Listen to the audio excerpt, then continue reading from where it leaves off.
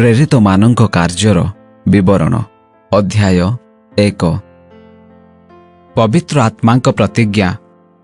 हे Theophile, जो दिन जीशु आपण मनोनीत प्रेरित मानंकु पवित्र आत्मांक द्वारा आज्ञा दे ऊर्ध्व को नियागले, सेही दिन पर्यंत से जेउ सबु कार्य करिबाकू और शिक्षा देबाकू आरंभ करिथिले, सेही समस्त विषय गुडी को मु प्रथम पुस्तक रे लिखि अछि।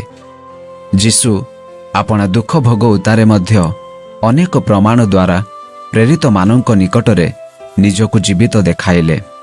पुणी 40 दिन पर्यंत बारंबार सेमानंकु दर्शन दे ईश्वरंक राज्य संबंधी विषय गुड़िक कहिले।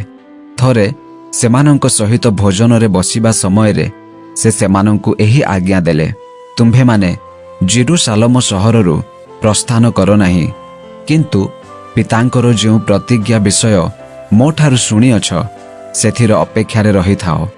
कारण जोहन जलरे बाप्तिस्म देले सत, किंतु तुम्भे माने अल्प दिन मध्यरे पवित्र आत्मारे बाप्तिजित हेबो।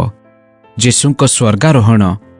अतएव से माने एकत्र होई ताहांकु पचारिबाकु लागिले, हे प्रभु, आपण कौन एही समय रे इस्राएल हस्तरे पुनर्बार राज्य भार समर्पण करूअछंती? से सेमानंकु कहिले, जो समस्त काल कि समय पिता आपणा क्षमता अधीन रे रखी अछंती ताहा तुम्भ मानंक जानिबा विषय नुहे, किंतु पवित्र आत्मा तुम्भ मानंक उपरे अवतीर्ण हुवन्ते तुम्भे माने शक्ति प्राप्त हेबो, आउ जेरूसालेम समस्त जिहुदिया प्रदेश और समीरण पुणी पृथ्वीर प्रांत पर्यंत सुधा मोहर साक्षी हेबो। से एही समस्त कथा कहिबा परे से माने देखु देखु से ऊर्ध्व को नीत हेले, आउ खंडे मेघ ताहांकु सेमानंक दृष्टि गोचररु घेनिगला। से जाऊ जाऊ से माने आकाश आड़कु एक दृष्टि रे चाहि अछंती। एपरि समय रे देख, शुक्ल वस्त्र परिहित 2 जण पुरुष सेमानंक निकटरे उपस्थित हेले। पुणी सेमाने कहिले, हे गालिलियो लोके, काहेकि तुम्भे माने आकाश आड़कु चाहि ठिया होई अछ? एही जेउ जीशु तुम्भ मानंक निकटरू स्वर्गरे गृहीत हेले, ताहांकु तुम्भे माने जेउ प्रकारे स्वर्ग को जीवार देखिल, से सही प्रकारे आगमन करिबे। जिहुदा इस्कारियोतीयर स्थान पूरण। एहा परे से माने जीत नामक पर्वतरू जेरूसालेम सहर को बाहुड़ी आसिले। सेही पर्वत जेरूसालेम पाखरे गोटे विश्राम बारर बाट दूर रे थिला। सेमाने अर्थात पितर, जोहन, जाकुब, आंद्रिय, फिलिप, थोमा, बार्थोलोमी, माथ्यू, आलफींक पुत्र जाकुब, उद्योगी सिमोन और जाकुबंक पुत्र जिहुदा नगर रे प्रवेश करी जेउ उपर कोठरी रे सेमाने बास करुथिले सेठाकु गले। एमाने समस्ते स्त्री लोकमानंक सहित एवं जीशुंक माता मरियम और ताहांक भाई मानंक सहित एक मनरे प्रार्थना रे लागी रहिले।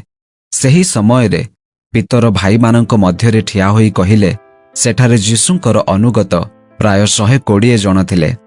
मोहर भाई माने जेउ जिहुदा जीशुंकु धरिबा लोक मानंकु बाट देखाई थिला, ताहा विषय रे पवित्र आत्मा पूर्वरु दाऊदंक मुखरे जहा कहिथिले सेही शास्त्रीय वाक्य सफल हेबा आवश्यक थिला। कारण से आंभ मानंक मध्यरे जणे बोली गणा जाइथिला ओ एही सेवा पदरे अंश प्राप्त होइथिला। एही लोक जिहुदा अधर्मर मूल्य द्वारा खंडिए खेत पाइला। पुणी से मुंड माड़ी होई पड़िबारु ताहार पेट फाटिगला और अंत बुजुली बाहरी पड़िला। आउ एहा जेरूसालेम सहर रे बास करुथिबा समस्त लोक जानिबारु सेही खेत सेमानंक निज भाषा रे हकलदमा अर्थात रक्त क्षेत्र बोली ख्यात हेला। आउ गीत संहिता पुस्तक रे लेखा अछि, ताहार वासस्थान शून्य हेउ, सेठारे केही बास न करू, एवं ताहार अध्यक्ष पद अन्य जनंकु दिया जाऊ।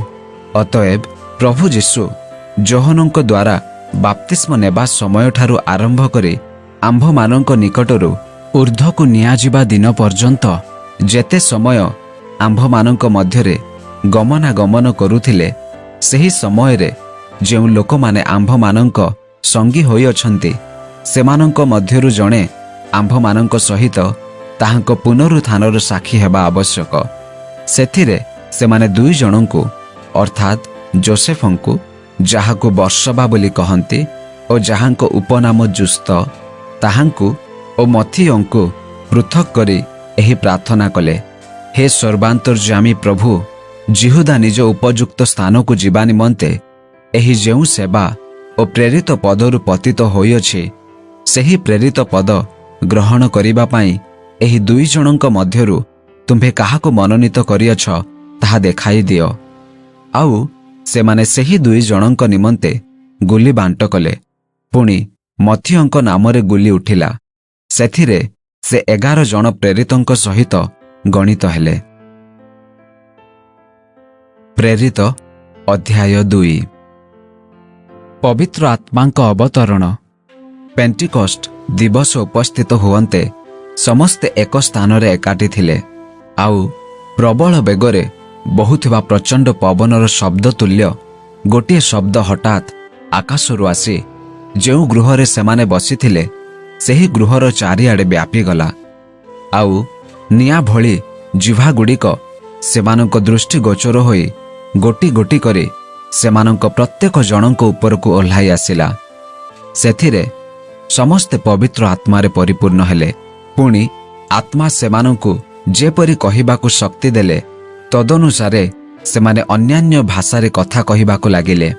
ଏହି ସମୟରେ ପେଣ୍ଟିକଷ୍ଟ ପର୍ବ ପାଳନ ଉଦ୍ଦେଶ୍ୟରେ ଆକାଶ ତଳେ ଥିବା ପ୍ରତ୍ୟେକ ଜାତିରୁ ଭକ୍ତ ଯିହୁଦୀମାନେ ଆସି ଜେରୁସାଲେମ ସହରରେ ବାସ କରୁଥିଲେ। ଆଉ ସେହି ଶବ୍ଦ ହୁଅନ୍ତେ ବହୁ ଜନତା ଏକାଠି ହୋଇ ପ୍ରତ୍ୟେକ ଜଣ ଆପଣା ଆପଣା ଭାଷାରେ ସେମାନଙ୍କୁ କଥା କହୁଥିବା ଶୁଣିବାରୁ ଅବାକ୍ ହୋଇଗଲେ। ପୁଣି ସେମାନେ ଆଚମ୍ବିତ ଓ ଚମତ୍କୃତ ହୋଇ କହିବାକୁ ଲାଗିଲେ, ଦେଖ, ଏହି ଯେଉଁ ଲୋକମାନେ କଥା କହୁଛନ୍ତି ସେମାନେ ସମସ୍ତେ କ'ଣ ଗାଲିଲିୟ ନୁହନ୍ତି? ତେବେ ଆମ୍ଭେମାନେ କିପରି ପ୍ରତ୍ୟେକ ଜଣ ଆପଣା ଆପଣା ଜନ୍ମଭୂମିର ଭାଷାରେ କଥା ଶୁଣୁଅଛୁ? ପାର୍ଥୀୟ, ମାଦୀୟ ଓ ଏଲାମୀୟ, ପୁଣି ମେସୋପୋଟାମିଆ, ଜିହୁଦିଆ ପ୍ରଦେଶ, କାପାଦୋକିଆ, ପନ୍ତ ଓ ଏସିଆ, ଫ୍ରୁଗିଆ ଓ ପମ୍ଫୁଲିଆ, ମିଶର ଓ କୁରିଣୀ ନିକଟବର୍ତ୍ତୀ ଲିବିଆ ଅଞ୍ଚଳ ନିବାସୀ ଏବଂ ରୋମରୁ ଆସିଥିବା ଜିହୁଦୀ ଓ ଜିହୁଦୀ ଧର୍ମାବଲମ୍ବୀ ପ୍ରବାସୀ, ପୁଣି ଆମ୍ଭେମାନେ କ୍ରିତୀୟ ଓ ଆରବୀୟ ଲୋକେ ଆପଣା ଆପଣା ଭାଷାରେ ଏମାନଙ୍କୁ ଈଶ୍ୱରଙ୍କ ମହତ ମହତ କର୍ମର କଥା କହିବା ଶୁଣୁଅଛୁ। ଆଉ ସମସ୍ତେ ଆଚମ୍ବିତ ଓ ଅବାକ୍ ହୋଇ ପରସ୍ପର କହିବାକୁ ଲାଗିଲେ, ଏହାର ଅର୍ଥ କ'ଣ? କିନ୍ତୁ ଅନ୍ୟମାନେ ପରିହାସ କରି କହିଲେ, ଏମାନେ ନୂତନ ଦ୍ରାକ୍ଷାରସରେ ମତ ହୋଇଅଛନ୍ତି। ପିତରଙ୍କ ବକ୍ତୃତା। କିନ୍ତୁ ପିତର 11 ଜଣ ପ୍ରେରିତମାନଙ୍କ ସହିତ ଠିଆ ହୋଇ ଉଚ୍ଚ ସ୍ୱରରେ ସେମାନଙ୍କ ନିକଟରେ ବକ୍ତୃତା ଦେଇ କହିଲେ, ହେ ଜିହୁଦୀ ଲୋକେ ଓ ଜେରୁସାଲେମ ନିବାସୀ ସମସ୍ତେ, ଆପଣମାନେ ଏହା ଜାଣନ୍ତୁ ଓ ମୋହର କଥା ଶୁଣନ୍ତୁ। କାରଣ ଆପଣମାନେ ଯେପରି ମନେ କରୁଅଛନ୍ତି ଏମାନେ ସେପରି ମାତାଲ ନୁହନ୍ତି, ଯେଣୁ ବର୍ତ୍ତମାନ ସମୟ ସକାଳ 9 ଘଣ୍ଟା ମାତ୍ର। କିନ୍ତୁ ଜୋଏଲ ଭାବବାଦୀଙ୍କ ଦ୍ୱାରା ଯାହା ଉକ୍ତ ଅଛି ଏହା ସେହି ଘଟଣା ଅଟେ।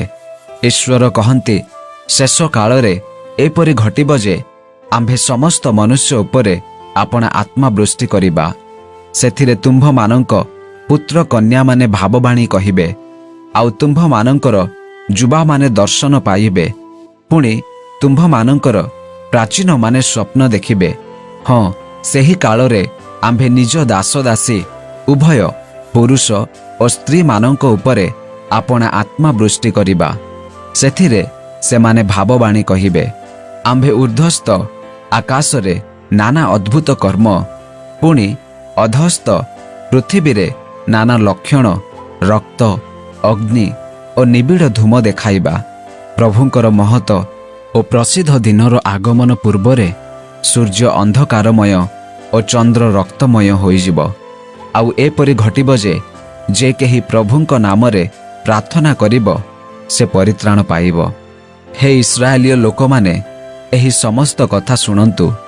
ନାଜରିତୀୟ ଯୀଶୁ ନାନା ଶକ୍ତିର କାର୍ଯ୍ୟ, ଅଦ୍ଭୁତ କର୍ମ ଓ ଲକ୍ଷଣ ଦ୍ୱାରା ଆପଣମାନଙ୍କ ନିକଟରେ ଈଶ୍ୱରଙ୍କ ପ୍ରେରିତ ବ୍ୟକ୍ତି ବୋଲି ପ୍ରମାଣିତ ହୋଇଅଛନ୍ତି। ତାହାଙ୍କ ଦ୍ୱାରା ଈଶ୍ୱର ଯେ ଆପଣମାନଙ୍କ ମଧ୍ୟରେ ଏହି ସମସ୍ତ କର୍ମ କରିଅଛନ୍ତି, ଏହା ଆପଣମାନେ ନିଜେ ଜାଣନ୍ତି। ସେହି ବ୍ୟକ୍ତି ଈଶ୍ୱରଙ୍କ ନିରୂପିତ ସଂକଳ୍ପ ଓ ପୂର୍ବାଜ୍ଞାନୁସାରେ ସମର୍ପିତ ହୁଅନ୍ତେ ଆପଣମାନେ ତାହାଙ୍କୁ ଅଧାର୍ମିକମାନଙ୍କ ହସ୍ତ ଦ୍ୱାରା କୃଷାର୍ପଣ କରି ବଧ କରିଥିଲେ। କିନ୍ତୁ ଈଶ୍ୱର ମୃତ୍ୟୁର ବନ୍ଧନରୁ ମୁକ୍ତ କରି ତାହାଙ୍କୁ ଉଠାଇଅଛନ୍ତି, କାରଣ ସେ ଯେ ମୃତ୍ୟୁ ଦ୍ୱାରା ଆବଦ୍ଧ ରହିବେ ତାହା ଅସମ୍ଭବ। ଦାଉଦ ତ ତାହାଙ୍କ ବିଷୟରେ କହନ୍ତି, ମୁଁ ସର୍ବଦା ମୋହର ସମ୍ମୁଖରେ ପ୍ରଭୁଙ୍କୁ ଦର୍ଶନ କରୁଥିଲି, କାରଣ ମୁଁ ଯେପରି ବିଚଳିତ ନ ହୁଏ, ସେଥିପାଇଁ ସେ ମୋହର ଦକ୍ଷିଣ ପାର୍ଶ୍ୱରେ ଅଛନ୍ତି। ତେଣୁ ମୋହର ହୃଦୟ ପ୍ରଫୁଲ୍ଲ ଓ ମୋହର ଜିହ୍ୱା ଉଲ୍ଲସିତ ହେଲା।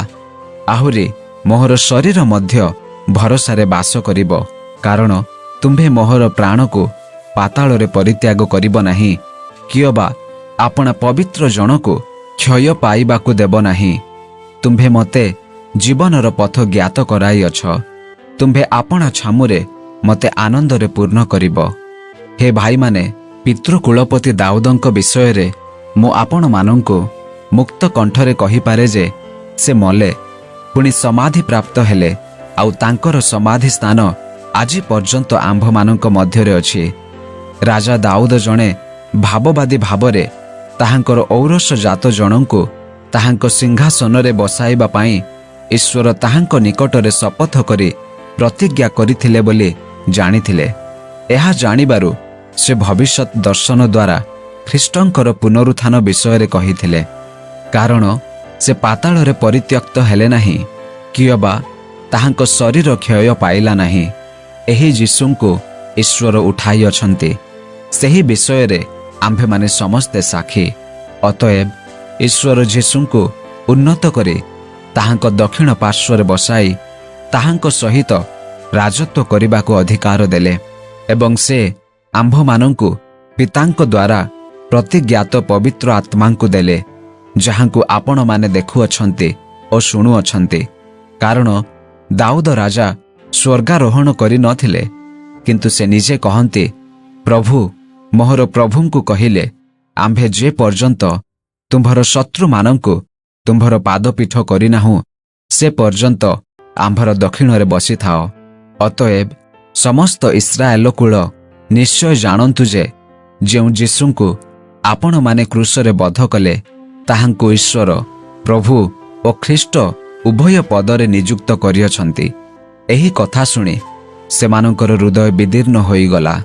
ପୁଣି ସେମାନେ ପିତର ଓ ଅବଶିଷ୍ଟ ପ୍ରେରିତମାନଙ୍କୁ କହିଲେ, ଭାଇମାନେ, ଆମ୍ଭେମାନେ କ'ଣ କରିବା? ସେଥିରେ ପିତର ସେମାନଙ୍କୁ କହିଲେ, ଆପଣମାନେ ମନ ପରିବର୍ତ୍ତନ କରନ୍ତୁ, ଆଉ ନିଜ ନିଜ ପାପ କ୍ଷମା ନିମନ୍ତେ ପ୍ରତ୍ୟେକ ଜଣ ଯୀଶୁଖ୍ରୀଷ୍ଟଙ୍କ ନାମରେ ବାପ୍ତିଜିତ ହେଉନ୍ତୁ।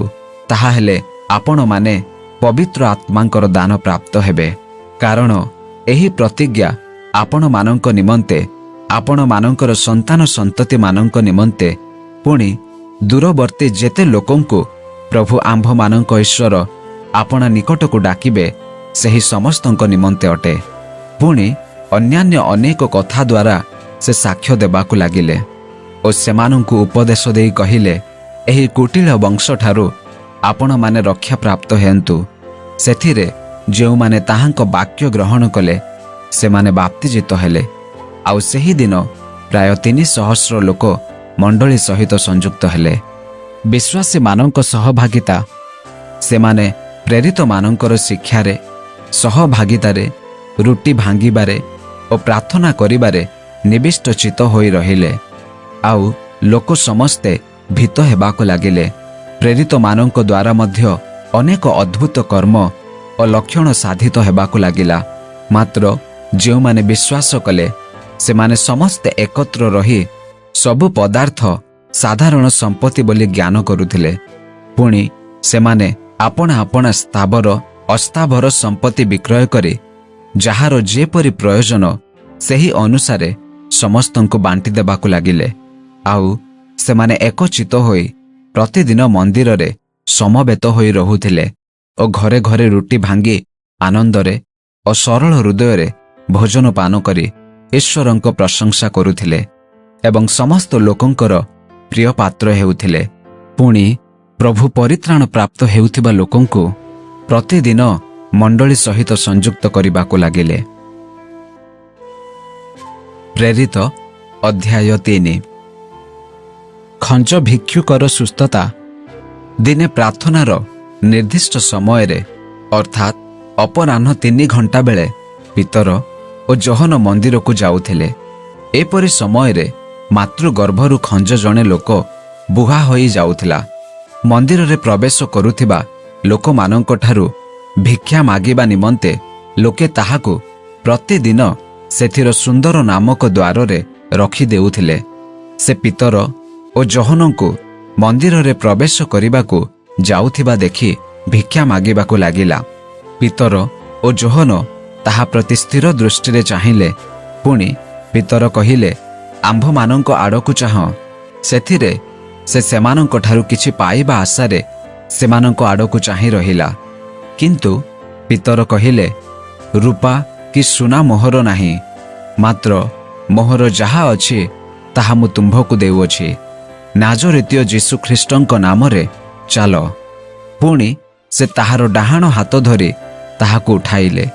ସେଥିରେ ସେହି କ୍ଷଣି ତାହାର ପାଦ ଓ ଗୋଡ଼ର ଗଣ୍ଠି ସବୁ ବଳ ପାଇଲା। ଆଉ ସେ କୁଦା ମାରି ଠିଆ ହେଲା। ପୁଣି ଚାଲିବାକୁ ଲାଗିଲା। ଆଉ ସେ ଚାଲୁ ଚାଲୁ ଓ କୁଦା ମାରୁ ମାରୁ ପୁଣି ଈଶ୍ୱରଙ୍କର ପ୍ରଶଂସା କରୁ କରୁ ସେମାନଙ୍କ ସହିତ ମନ୍ଦିରରେ ପ୍ରବେଶ କଲା। ସେଥିରେ ଲୋକ ସମସ୍ତେ ତାହାକୁ ଚାଲିବା ଓ ଈଶ୍ୱରଙ୍କ ପ୍ରଶଂସା କରିବା ଦେଖିଲେ। ଆଉ ଯେଉଁ ଜଣକ ମନ୍ଦିରର ସୁନ୍ଦର ଦ୍ୱାର ନିକଟରେ ବସି ଭିକ୍ଷା ମାଗୁଥିଲା, ଏ ସେହି ଲୋକ ବୋଲି ସେମାନେ ଚିହ୍ନିଲେ। ପୁଣି ତା ପ୍ରତି ଯାହା ଘଟିଥିଲା ତାହା ଦେଖି ସେମାନେ ଅତିଶୟ ବିସ୍ମୟାପନ୍ନ ଓ ଆଚମ୍ବିତ ହେଲେ। ସେ ପିତର ଓ ଯୋହନଙ୍କୁ ଧରି ରହିଥିବା ସମୟରେ ଲୋକ ସମସ୍ତେ ଅତିଶୟ ବିସ୍ମୟାପନ୍ନ ହୋଇ ସଲୋମନଙ୍କ ମଣ୍ଡପରେ ସେମାନଙ୍କ ନିକଟକୁ ଏକତ୍ର ଦୌଡ଼ି ଆସିଲେ। ପିତର ତାହା ଦେଖି ଲୋକମାନଙ୍କୁ ଉତ୍ତର ଦେଲେ, ହେ ଇସ୍ରାଏଲୀୟ ଲୋକମାନେ, ଆପଣମାନେ କାହିଁକି ଏହି ଲୋକ ବିଷୟରେ ଚମତ୍କୃତ ହେଉଅଛନ୍ତି? କିମ୍ବା ଆମ୍ଭେମାନେ ଯେପରି ନିଜ ଶକ୍ତି ଅବା ଭକ୍ତି ବଳରେ ଏହାକୁ ଚାଲିବା ଶକ୍ତି ଦେଇଅଛୁ, ତାହା ଭାବି ଆମ୍ଭମାନଙ୍କ ପ୍ରତି କାହିଁକି ଏକ ଦୃଷ୍ଟିରେ ଚାହୁଁଅଛନ୍ତି? ଅବ୍ରାହମ, ଇସାକ୍ ଓ ଯାକୋବଙ୍କ ଈଶ୍ୱର, ଆମ୍ଭମାନଙ୍କ ପିତୃପୁରୁଷଙ୍କ ଈଶ୍ୱର ଆପଣା ଦାସ ଯୀଶୁଙ୍କୁ ଗୌରବାନ୍ୱିତ କରିଅଛନ୍ତି। ସେହି ଯୀଶୁଙ୍କୁ ଆପଣମାନେ ସମର୍ପଣ କଲେ। ପୁଣି ଯେତେବେଳେ ପିଲାତ ତାହାଙ୍କୁ ମୁକ୍ତ କରିବାକୁ ମନସ୍ଥ କରିଥିଲେ, ସେତେବେଳେ ତାହାଙ୍କୁ ଆପଣମାନେ ତାହାଙ୍କ ସାକ୍ଷାତରେ ଅସ୍ୱୀକାର କଲେ। ଆପଣମାନେ ସେହି ପବିତ୍ର ଓ ଧାର୍ମିକ ବ୍ୟକ୍ତିଙ୍କୁ ଅସ୍ୱୀକାର କଲେ। ଆଉ ଜଣେ ନରଘାତକ ଯେପରି ଆପଣମାନଙ୍କ ନିମନ୍ତେ ମୁକ୍ତ କରାଯାଏ, ଏହା ଆପଣ ପିଲାତଙ୍କ ନିକଟରେ ପ୍ରାର୍ଥନା କଲେ। କିନ୍ତୁ ଜୀବନର କର୍ତ୍ତାଙ୍କୁ ବଧ କଲେ। ତାହାଙ୍କୁ ଈଶ୍ୱର ମୃତମାନଙ୍କ ମଧ୍ୟରୁ ଉଠାଇ ଅଛନ୍ତି। ଆମ୍ଭେମାନେ ସେଥିର ସାକ୍ଷୀ। ପୁଣି ତାହାଙ୍କ ନାମରେ ବିଶ୍ୱାସ କରିବାରୁ ଏହି ଯେଉଁ ଲୋକକୁ ଆପଣମାନେ ଦେଖୁଅଛନ୍ତି ଓ ଜାଣିଅଛନ୍ତି, ଏହାକୁ ତାହାଙ୍କ ନାମ ବଳବାନ କରିଅଛି। ହଁ, ତାହାଙ୍କ ଦ୍ୱାରା ଦିଆଯାଇଥିବା ବିଶ୍ୱାସ ଆପଣ ସମସ୍ତଙ୍କ ସାକ୍ଷାତରେ ଏହାକୁ ସମ୍ପୂର୍ଣ୍ଣ ସ୍ୱାସ୍ଥ୍ୟ ଦାନ କରିଅଛି। ଆଉ ଏବେ ହେ ଭାଇମାନେ, ଆପଣମାନଙ୍କ ଅଧ୍ୟକ୍ଷମାନେ ଯେପରି, ଆପଣମାନେ ମଧ୍ୟ ସେପରି ଅଜ୍ଞାନତା ହେତୁ ଏହା କରିଅଛନ୍ତି ବୋଲି ମୁଁ ଜାଣେ। କିନ୍ତୁ ଈଶ୍ୱର ଆପଣା ଖ୍ରୀଷ୍ଟଙ୍କ ଦୁଃଖ ଭୋଗ ବିଷୟରେ ସମସ୍ତ ଭାବବାଦୀଙ୍କ ମୁଖ ଦ୍ୱାରା ଯାହା ଯାହା ପୂର୍ବରୁ ପ୍ରଚାର କରିଥିଲେ, ସେହି ସବୁ ସେ ଏହି ପ୍ରକାରେ ସଫଳ କରିଅଛନ୍ତି। ଅତଏବ ଯେପରି ଆପଣମାନଙ୍କର ପାପ ମୋଚନ ହୋଇପାରେ, ଏଥି ନିମନ୍ତେ ମନ ପରିବର୍ତ୍ତନ କରି ଫେରି ଆସନ୍ତୁ। ତାହାହେଲେ ପ୍ରଭୁଙ୍କ ଛାମୁରୁ ସାନ୍ତ୍ୱନାର ସମୟ ଉପସ୍ଥିତ ହେବ। ପୁଣି ଆପଣମାନଙ୍କ ନିମନ୍ତେ ପୂର୍ବ ନିରୂପିତ ଖ୍ରୀଷ୍ଟଙ୍କୁ ଅର୍ଥାତ୍ ଯୀଶୁଙ୍କୁ ସେ ପ୍ରେରଣ କରିବେ। ସମସ୍ତ ବିଷୟ ପୁନଃସ୍ଥାପନର ଯେଉଁ ସମୟର କଥା ଅତି ପ୍ରାଚୀନ କାଳରୁ ଈଶ୍ୱର ଆପଣା ପବିତ୍ର ଭାବବାଦୀମାନଙ୍କ ମୁଖ ଦ୍ୱାରା କହିଅଛନ୍ତି, ସେହି ସମୟ ଉପସ୍ଥିତ ନ ହେବା ପର୍ଯ୍ୟନ୍ତ ତାହାଙ୍କୁ ନିଶ୍ଚୟ ସ୍ୱର୍ଗରେ ଗୃହୀତ ହେବାକୁ ହେବ। ମୋଶା ତ କହିଥିଲେ, ପ୍ରଭୁ ଈଶ୍ୱର ତୁମ୍ଭମାନଙ୍କର ଭାଇମାନଙ୍କ ମଧ୍ୟରୁ ତୁମ୍ଭମାନଙ୍କ ନିମନ୍ତେ ମୋହର ସଦୃଶ ଜଣେ ଭାବବାଦୀଙ୍କୁ ଉତ୍ପନ୍ନ କରିବେ। ଯେଉଁ ଯେଉଁ ବିଷୟରେ ସେ ତୁମ୍ଭମାନଙ୍କୁ କହିବେ ସେହି ସବୁ ବିଷୟରେ ତୁମ୍ଭେମାନେ ତାହାଙ୍କ କଥା ଶୁଣିବ। କିନ୍ତୁ ଏପରି ଘଟିବ ଯେ ଯେଉଁ ପ୍ରାଣୀ ସେହି ଭାବବାଦୀମାନଙ୍କର କଥା ଶୁଣିବ ନାହିଁ ସେ ଲୋକମାନଙ୍କ ମଧ୍ୟରେ ବିନଷ୍ଟ ହେବ। ହଁ, ସାମୁଏଲ ଓ ତାହାଙ୍କ ପରବର୍ତ୍ତୀ ସମୟଠାରୁ ଯେତେ ଭାବବାଦୀ କଥା କହିଅଛନ୍ତି ସେମାନେ ସମସ୍ତେ ମଧ୍ୟ ଏହି କାଳର ବିଷୟ ପ୍ରଚାର କରିଅଛନ୍ତି। ଆପଣମାନେ ସେହି ଭାବବାଦୀମାନଙ୍କର ସନ୍ତାନ। ପୁଣି ତୁମ୍ଭର ବଂଶ ଦ୍ୱାରା ପୃଥିବୀର ସମସ୍ତ ଗୋଷ୍ଠୀ ଆଶୀର୍ବାଦ ପ୍ରାପ୍ତ ହେବେ। ଏହି ବାକ୍ୟ ଈଶ୍ୱର ଅବ୍ରାହମଙ୍କୁ କହି ଆପଣମାନଙ୍କ ପିତୃପୁରୁଷମାନଙ୍କ ସହିତ ଯେଉଁ ନିୟମ ସ୍ଥାପନ କରିଥିଲେ ଆପଣମାନେ ସେହି ନିୟମର ସନ୍ତାନ ଅଟନ୍ତି। ଈଶ୍ୱର ପ୍ରଥମେ ଆପଣମାନଙ୍କ ନିମନ୍ତେ ଆପଣାର ସେହି ଦାସଙ୍କୁ ଉତ୍ପନ୍ନ କରି ପ୍ରେରଣ କଲେ, ଯେପରି ସେ ଆପଣମାନଙ୍କର ପ୍ରତ୍ୟେକ ଜଣଙ୍କୁ ନିଜ ନିଜ ଦୁଷ୍ଟତାରୁ ଫେରାଇ ଆଶୀର୍ବାଦ କରନ୍ତି। ପ୍ରେରିତ ଅଧ୍ୟାୟ 4। ଯିହୁଦୀ ମହାସମାଜରେ ପିତର ଏବଂ ଯୋହନ ଲୋକମାନଙ୍କ ନିକଟରେ କଥା କହୁଥିବା ସମୟରେ ଯାଜକମାନେ, ମନ୍ଦିର ସେନାପତି ଓ ସାଧୁକୀମାନେ ସେମାନଙ୍କ ନିକଟରେ ଉପସ୍ଥିତ ହେଲେ। ସେମାନେ ବିରକ୍ତ ହୋଇଥିଲେ, କାରଣ ପ୍ରେରିତମାନେ ଲୋକମାନଙ୍କୁ ଶିକ୍ଷା ଦେଉଥିଲେ ଓ ଯୀଶୁଙ୍କ କଥା ଧରି ମୃତମାନଙ୍କ ମଧ୍ୟରୁ ପୁନରୁତ୍ଥାନ ବିଷୟ ପ୍ରଚାର କରୁଥିଲେ। ପୁଣି ସେମାନେ ଶିଷ୍ୟମାନଙ୍କୁ ଧରି ପରଦିନ ପର୍ଯ୍ୟନ୍ତ କାରାଗାରରେ ରଖିଲେ, କାରଣ ସେତେବେଳେ ସନ୍ଧ୍ୟା ହୋଇଥିଲା। ତଥାପି ବାକ୍ୟ ଶୁଣିବା ଲୋକମାନଙ୍କ ମଧ୍ୟରୁ ଅନେକ ବିଶ୍ୱାସ କଲେ, ଆଉ ପୁରୁଷମାନଙ୍କର ସଂଖ୍ୟା ପ୍ରାୟ 5,000 ହେଲା। ପରଦିନ ଲୋକମାନଙ୍କର ଅଧ୍ୟକ୍ଷ, ପ୍ରାଚୀନ ଓ ଶାସ୍ତ୍ରୀମାନେ ଜେରୁସାଲେମ ସହରରେ ଏକତ୍ରିତ ହେଲେ। ସେଠାରେ ମହାଯାଜକ ହାନାନ, କୟାଫା, ଯୋହନ, ଆଲେକଜାଣ୍ଡର, ପୁଣି ମହାଯାଜକୀୟ ବଂଶର ସମସ୍ତ ଲୋକ ଉପସ୍ଥିତ ଥିଲେ। ସେମାନେ ପ୍ରେରିତମାନଙ୍କୁ ମଧ୍ୟସ୍ଥାନରେ ଠିଆ କରାଇ ପଚାରିବାକୁ ଲାଗିଲେ, କି ଶକ୍ତିରେ ବା କେଉଁ ନାମରେ ତୁମ୍ଭେମାନେ ଏହା କରିଅଛ?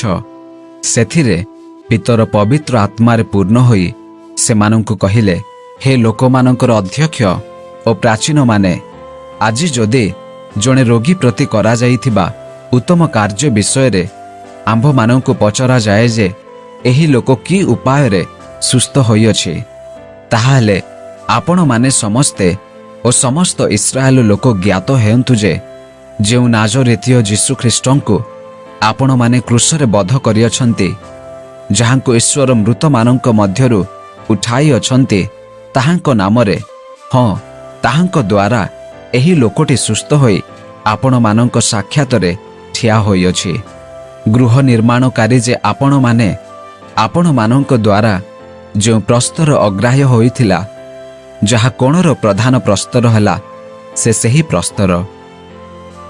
ତାହାଙ୍କ ଛଡ଼ା ଆଉ କାହାଠାରେ ପରିତ୍ରାଣ ନାହିଁ, କାରଣ ଯାହାଦ୍ୱାରା ଆମ୍ଭମାନଙ୍କୁ ପରିତ୍ରାଣ ପାଇବାକୁ ହେବ, ଆକାଶ ତଳେ ମନୁଷ୍ୟମାନଙ୍କ ମଧ୍ୟରେ ଆଉ କୌଣସି ନାମ ଦିଆଯାଇ ନାହିଁ। ସେମାନେ ପିତର ଓ ଯୋହନଙ୍କ ସାହସ ଦେଖି ଏବଂ ସେମାନେ ଯେ ଅଶିକ୍ଷିତ ଓ ଅଜ୍ଞାନ ଲୋକ ଏହା ବୁଝି ଆଶ୍ଚର୍ଯ୍ୟ ହେଲେ। ପୁଣି ସେମାନେ ଯୀଶୁଙ୍କ ସାଙ୍ଗରେ ଥିଲେ ବୋଲି ସେମାନଙ୍କୁ ଚିହ୍ନିଲେ। ଆଉ ସେହି ସୁସ୍ଥ ହୋଇଥିବା ଲୋକଟି ସେମାନଙ୍କ ସାଙ୍ଗରେ ଠିଆ ହୋଇଥିବାର ଦେଖି ସେମାନଙ୍କ ବିରୁଦ୍ଧରେ କିଛି କହିପାରିଲେ ନାହିଁ। ପରେ ସେମାନଙ୍କୁ ସଭାରୁ ବାହାରି ଯିବାକୁ ଆଜ୍ଞା ଦେଇ ସେମାନେ ପରସ୍ପର ମଧ୍ୟରେ ପରାମର୍ଶ କରି କହିବାକୁ ଲାଗିଲେ, ଏହି ଲୋକମାନଙ୍କ ପ୍ରତି କ'ଣ କରିବା? କାରଣ ଏମାନଙ୍କ ଦ୍ୱାରା ଯେ ଗୋଟିଏ ମହା ଆଶ୍ଚର୍ଯ୍ୟ କର୍ମ ସାଧିତ ହୋଇଅଛି, ଏହା ଜେରୁସାଲେମ ସହର ନିବାସୀ ସମସ୍ତଙ୍କ ନିକଟରେ ପ୍ରକାଶିତ ହୋଇଅଛି। ଆଉ ଆମ୍ଭେମାନେ ତାହା ଅସ୍ୱୀକାର କରି ନ ପାରୁ। କିନ୍ତୁ ଏ କଥାଟା ଯେପରି ଲୋକମାନଙ୍କ ମଧ୍ୟରେ ଆହୁରି ଅଧିକ ବ୍ୟାପି ନ ଯାଏ, ଏଥିପାଇଁ ଏହି ନାମରେ କୌଣସି ଲୋକକୁ ଆଉ କିଛି ନ କହିବାକୁ ସେମାନଙ୍କୁ ଭୟ ଦେଖାଇବା। ପରେ ସେମାନଙ୍କୁ ଡାକି ଯୀଶୁଙ୍କ ନାମରେ ଆଦୌ କଥା ନ କହିବାକୁ ବା ଶିକ୍ଷା ନ ଦେବାକୁ ଦୃଢ଼ ରୂପେ ସେମାନଙ୍କୁ ଆଜ୍ଞା ଦେଲେ। କିନ୍ତୁ ପିତର ଓ ଯୋହନ ସେମାନଙ୍କୁ ଉତ୍ତର ଦେଲେ, ଈଶ୍ୱରଙ୍କ କଥା ଶୁଣିବା ଅପେକ୍ଷା ଆପଣମାନଙ୍କ କଥା ଶୁଣିବା ଈଶ୍ୱରଙ୍କ ଦୃଷ୍ଟିରେ ଯଥାର୍ଥ କି ନା ତାହା ଆପଣମାନେ ବିଚାର କରନ୍ତୁ। କାରଣ ଆମ୍ଭେମାନେ ଯାହା ଯାହା ଦେଖିଅଛୁ ଓ ଶୁଣିଅଛୁ ସେହି ସବୁ ନ କହି ରହି ନ ପାରୁ। ସେଥିରେ ସେମାନେ ଲୋକମାନଙ୍କ ହେତୁ ସେମାନଙ୍କୁ ଦଣ୍ଡ ଦେବାର କୌଣସି ବାଟ ନ ପାଇବାରୁ ସେମାନଙ୍କୁ ଅଧିକ ଭୟ ଦେଖାଇ ଛାଡ଼ିଦେଲେ। ଯେଣୁ ଯାହା ଘଟିଥିଲା ସେଥି ନିମନ୍ତେ ଲୋକ ସମସ୍ତେ ଈଶ୍ୱରଙ୍କ ମହିମା କୀର୍ତ୍ତନ କରିବାକୁ ଲାଗିଲେ। କାରଣ ଯେଉଁ ଲୋକଠାରେ ସେହି ସୁସ୍ଥତାର ଆଶ୍ଚର୍ଯ୍ୟ କର୍ମ କରାଯାଇଥିଲା ତାହାର ବୟସ 40 ବର୍ଷରୁ ଉର୍ଦ୍ଧ୍ୱ ଥିଲା। ନିର୍ଭୀକତା ନିମନ୍ତେ ପ୍ରେରିତଙ୍କ ପ୍ରାର୍ଥନା। ଶିଷ୍ୟମାନେ ମୁକ୍ତ ହୋଇ ଆପଣା ସଙ୍ଗୀମାନଙ୍କ ନିକଟକୁ ଗଲେ ଏବଂ ପ୍ରଧାନ ଯାଜକ ଓ ପ୍ରାଚୀନମାନେ ସେମାନଙ୍କୁ ଯାହା ଯାହା କହିଥିଲେ ସେହି ସବୁ ଜଣାଇଲେ। ସେମାନେ ତାହା ଶୁଣି ଏକ ଚିତ୍ତରେ ଈଶ୍ୱରଙ୍କ ନିକଟରେ ଉଚ୍ଚ ସ୍ୱରରେ ପ୍ରାର୍ଥନା କରି କହିଲେ, ହେ ପ୍ରଭୁ, ତୁମ୍ଭେ ଆକାଶ, ପୃଥିବୀ, ସମୁଦ୍ର ଏବଂ ସେ ସବୁ ମଧ୍ୟରେ ଥିବା ସମସ୍ତ ବିଷୟ ସୃଷ୍ଟି କରିଅଛ। ତୁମ୍ଭେ ଆପଣା ଦାସ ଆମ୍ଭମାନଙ୍କ ପିତା ଦାଉଦଙ୍କ ମୁଖ ଦେଇ ପବିତ୍ର ଆତ୍ମାଙ୍କ ଦ୍ୱାରା ଏହି କଥା କହିଅଛ। ଅଣଜିହୁଦୀମାନେ କାହିଁକି କଳହ କଲେ ଆଉ ଲୋକମାନେ କାହିଁକି ଅନର୍ଥକ ବିଷୟ କଳ୍ପନା କଲେ? ପ୍ରଭୁଙ୍କ ବିରୁଦ୍ଧରେ ଓ ତାହାଙ୍କ ଅଭିଷିକ୍ତଙ୍କ ବିରୁଦ୍ଧରେ ପୃଥିବୀର ରାଜାମାନେ ଠିଆ ହେଲେ, ପୁଣି ଶାସନକର୍ତ୍ତାମାନେ ଏକତ୍ର ହେଲେ। କାରଣ ତୁମ୍ଭର ଯେଉଁ ପବିତ୍ର ଦାସ ଯୀଶୁଙ୍କୁ ତୁମ୍ଭେ ଅଭିଷିକ୍ତ କଲ, ପ୍ରକୃତରେ ତାହାଙ୍କ ବିରୁଦ୍ଧରେ ହେରୋଦ ଏବଂ ପନ୍ତିୟ ପିଲାତ ଉଭୟ ଅଣଜିହୁଦୀ ଓ ଇସ୍ରାଏଲ ଲୋକମାନଙ୍କ ସହିତ ଏହି ନଗରରେ ତୁମ୍ଭର ସଂକଳ୍ପ ଦ୍ୱାରା ଯେ ସମସ୍ତ ବିଷୟ ଘଟିବ ବୋଲି ପୂର୍ବରୁ ନିରୂପିତ ହୋଇଥିଲା ତାହା କରିବାକୁ ଏକତ୍ର ହେଲେ। ଆଉ ଏବେ ହେ ପ୍ରଭୁ, ସେମାନଙ୍କ ତର୍ଜନ ଗର୍ଜନ ପ୍ରତି ଦୃଷ୍ଟିପାତ କର। ପୁଣି ତୁମ୍ଭର ଦାସମାନଙ୍କୁ ପୂର୍ଣ୍ଣ ସାହସ ସହ ତୁମ୍ଭର ବାକ୍ୟ କହିବାକୁ ଶକ୍ତି ଦିଅ। ଆଉ ସେଥି ସଙ୍ଗେ ସଙ୍ଗେ ତୁମ୍ଭର ପବିତ୍ର ଦାସ ଯୀଶୁଙ୍କ ନାମରେ ସୁସ୍ଥ କରିବା ନିମନ୍ତେ ଏବଂ ଲକ୍ଷଣ ଓ ଅଦ୍ଭୁତ କର୍ମମାନ ସାଧନ କରିବା ପାଇଁ ତୁମ୍ଭର ହସ୍ତ ବିସ୍ତାର କର। ସେମାନେ ପ୍ରାର୍ଥନା କଲା ଉତ୍ତାରେ ଯେଉଁ ସ୍ଥାନରେ ଏକତ୍ର ହୋଇଥିଲେ ତାହା କମ୍ପି ଉଠିଲା। ପୁଣି ସମସ୍ତେ ପବିତ୍ର ଆତ୍ମାରେ ପରିପୂର୍ଣ୍ଣ ହୋଇ ସାହସରେ ଈଶ୍ୱରଙ୍କ ବାକ୍ୟ କହିବାକୁ ଲାଗିଲେ। ବିଶ୍ୱାସୀମାନେ ସମ୍ପତ୍ତିରେ ସମାନ ଅଧିକାର। ବିଶ୍ୱାସକାରୀ ଲୋକସମୂହ ଏକଚିତ ଓ ଏକ ପ୍ରାଣ ଥିଲେ।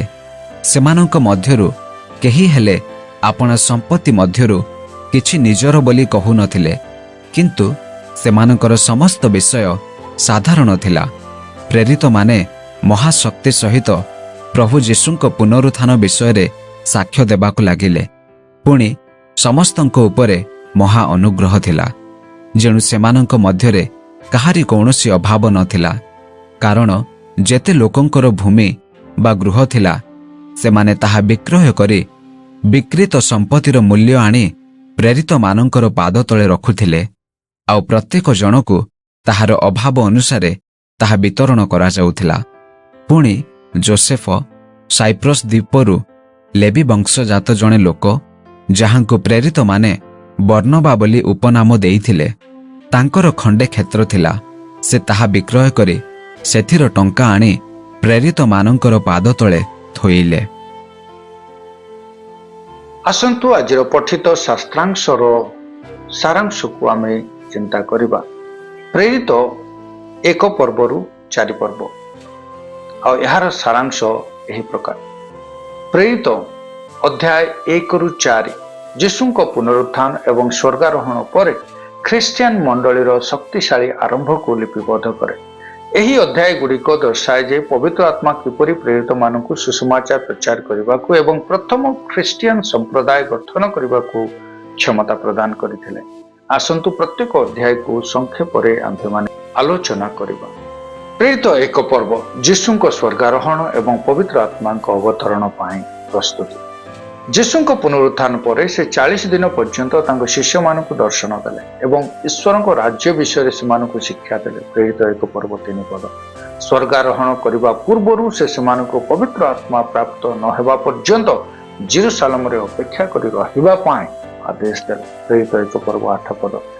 ଏଥି ଉତ୍ତାରେ ଶିଷ୍ୟମାନେ ଇସ୍କାରିୟତ ଜିହୁଦାର ସ୍ଥାନ ନେବା ନିମନ୍ତେ ଗୁଲିବାଣ୍ଟ ଦ୍ୱାରା ମଥିୟଙ୍କୁ ମନୋନୀତ କଲେ ଆଉ ସେ 12 ଜଣ ପ୍ରେରିତ ମାନଙ୍କ ମଧ୍ୟରେ ଗଣିତ ହେଲେ। ପ୍ରେରିତ 1 ପର୍ବ 26 ପଦ।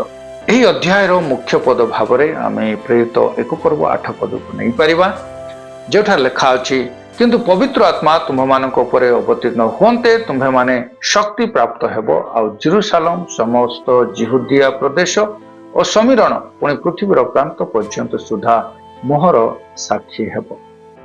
ପ୍ରେରିତ 2 ପର୍ବ ପବିତ୍ର ଆତ୍ମାଙ୍କ ଆଗମନ ଏବଂ ମଣ୍ଡଳୀର ଜନ୍ମ। ପେଣ୍ଟିକଷ୍ଟ ଦିନରେ ପବିତ୍ର ଆତ୍ମା ଶିଷ୍ୟମାନଙ୍କ ଉପରେ ଅବତରଣ କଲେ, ସେମାନଙ୍କୁ ବିଭିନ୍ନ ଭାଷାରେ କଥା କହିବାକୁ ସକ୍ଷମ କଲେ, ଯାହାକୁ ସେହି ଦିନ ସେଠାରେ ଉପସ୍ଥିତ ଥିବା ଅନେକ ଭାଷାବାଦୀ ଲୋକ ସେମାନେ ଯାହା କହୁଥିଲେ ତାହା ବୁଝିପାରିଲେ। ପିତର ସାହସର ସହିତ ପ୍ରଚାର କରି ଘୋଷଣା କଲେ ଯେ ଯୀଶୁ ହେଉଛନ୍ତି ପ୍ରତିଜ୍ଞାତ ମସିହ, ଯିଏକି କ୍ରୁଶାର୍ପିତ ହେଲେ, ମୃତ ହେଲେ ଓ ତୃତୀୟ ଦିନରେ ପୁନରୁତ୍ଥିତ ହୋଇଅଛନ୍ତି।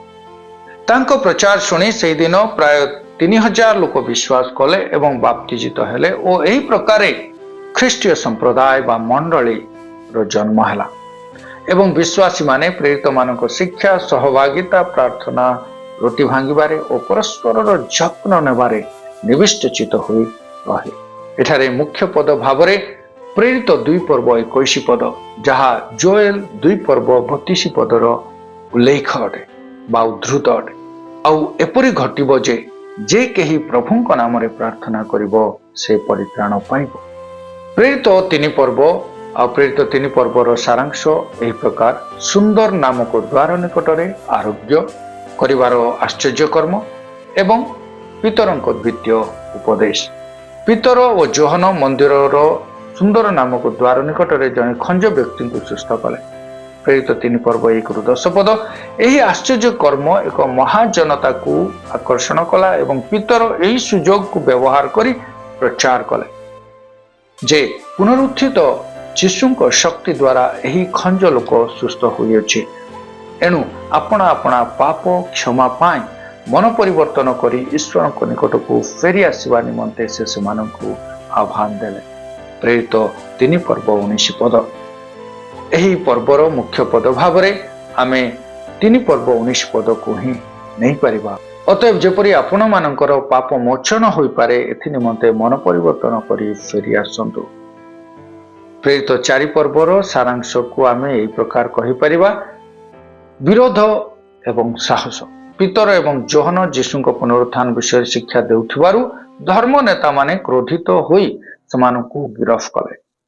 ପ୍ରେରିତ 4 ପର୍ବ 1ରୁ 3 ପଦରେ ମହାସଭା ଯେତେବେଳେ ସେମାନଙ୍କୁ ପ୍ରଶ୍ନ କଲେ ସେତେବେଳେ ପିତର ସାହସ ସହିତ ଘୋଷଣା କରି କହିଲେ ଯେ ଖ୍ରୀଷ୍ଟଙ୍କ ଛଡ଼ା ଆଉ କାହାଠାରେ ପରିତ୍ରାଣ ନାହିଁ। ପ୍ରେରିତ 4 ପର୍ବ 12 ପଦ।